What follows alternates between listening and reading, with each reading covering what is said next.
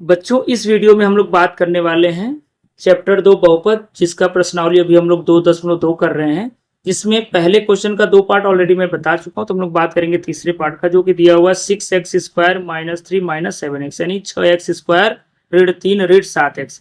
इसको हमें क्या करना है, बोल रहा है कि निम्नलिखित द्विघात बहुपदों के शून्य ज्ञात कीजिए। मतलब इन्हें हल करके पहले x का जो 2 माना था वो निकालना है। फिर आगे क्या बोल रहा है, और शून्यकों तथा गुणांकों के बीच संबंध की सत्यता की जांच करिए। मतलब हमें यहाँ पर क्या करना है, सत्यता की जांच भी करनी है। तो चलिए स्टेप बाय स्टेप मैं आपको बताता हूं इसको आपको कैसे करना है।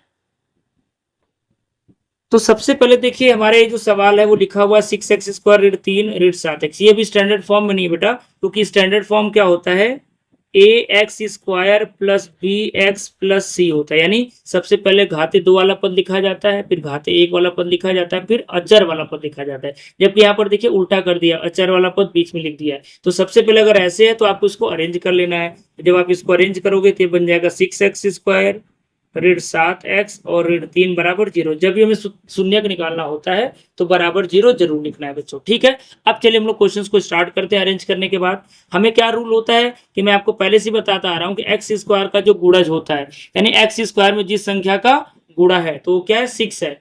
और ये जो अचर वाला पद है, इन दोनों का आपस में आपको क्या कर लेना है, गुणा कर लेना है। तो अगर हम लोग 6 का 3 में गुणा करेंगे तो क्या हमें मिलेगा, 6 गुणे 3।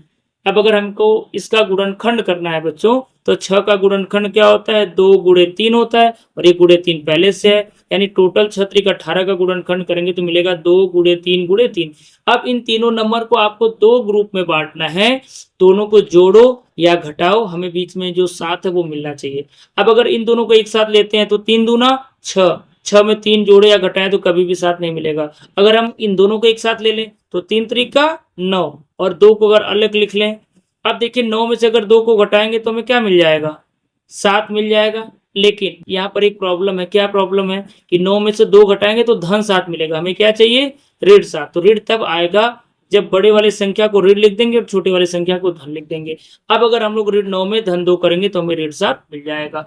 अब चलिए इसको हम लोग यहाँ पर लिखते हैं, कैसे लिखेंगे, 6x² ऋण 9 है तो ऋण 9x लिखेंगे और धन 2x लिखेंगे, और ऋण 3 बराबर क्या हो जाएगा, 0। अब यहाँ पर आपका 2 का ऑटोमेटिक जोड़ा बन जाएगा, इसमें कोई सोचने वाली बात नहीं है।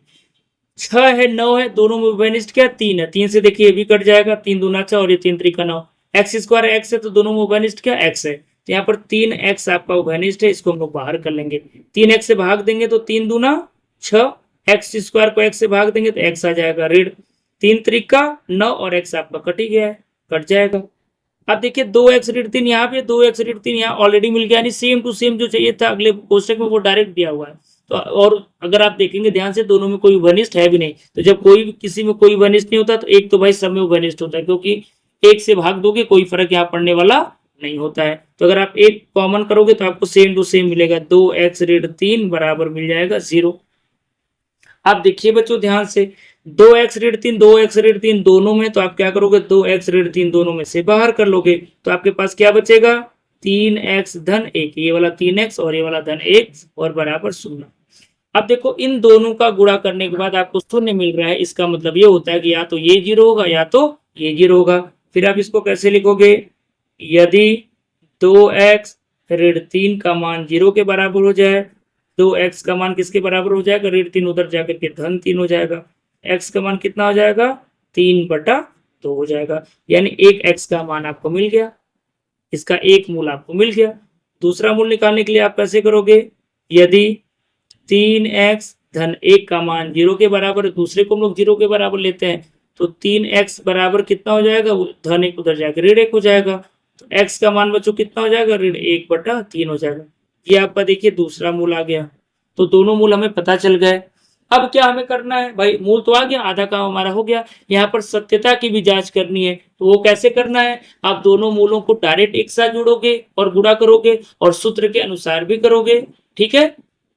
तो दोनों को मैच करना है, क्या दोनों आंसर मैच कर रहा है, दोनों आंसर मैच कर, क्या मतलब आपका फुल प्रूफ हो गया कि यानी आपका जो सोल्यूशन है वो सही है, यानी आपने जो हल किया वो सही है। तो हम लोग डायरेक्ट अगर मूलों का योगफल निकालें तो मूलों का योगफल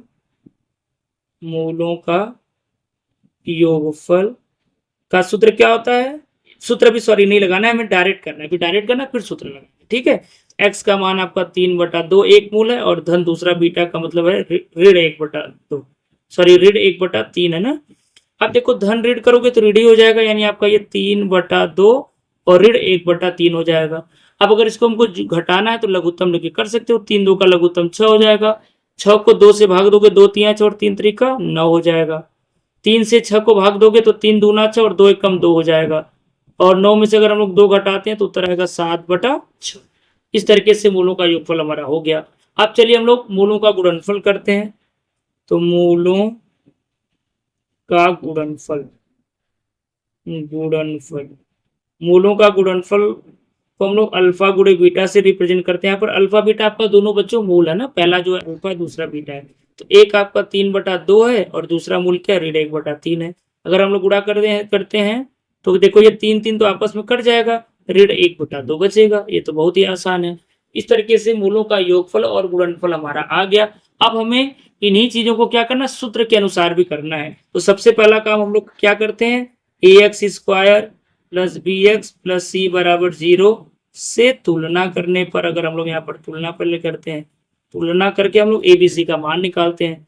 तुलना करने पर अगर हम लोग तुलना बच्चों करो तो देखिए यहाँ पर आपका सवाल जो दिया है वो क्या दिया है, 6x² ऋण 7x माइनस 3 यानी 6x² ऋण 7x ऋण 3 बराबर 0। तो a का मान यहाँ पर देखिए 6 दिया है, b का मान ऋण 7 दिया और c का मान क्या दिया है 3 दिया है। तो हम लोग यहाँ पर नीचे उसको लिखते हैं।